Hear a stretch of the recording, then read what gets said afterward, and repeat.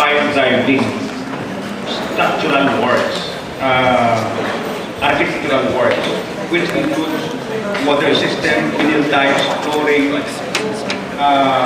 Nandun ba yung electrical? Oo, na-mention mo namin yung electrical. Sa matter of fact, specify ko mo yung electrical lighting mo eh. Bakit? Ano mo naman?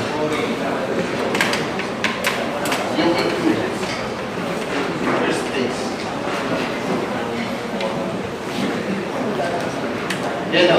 Electrical works using T8 fluorescent lighting fixtures. Kasama mo yung electrical.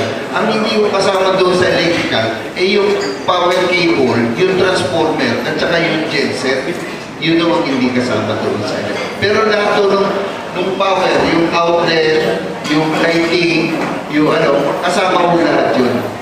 Pati yung mga auxiliary kasama yun, pati telepono mo kasama rin. Dahil mga sabi ko na share itong 368 million. Wala akong sinasabing cielo yun.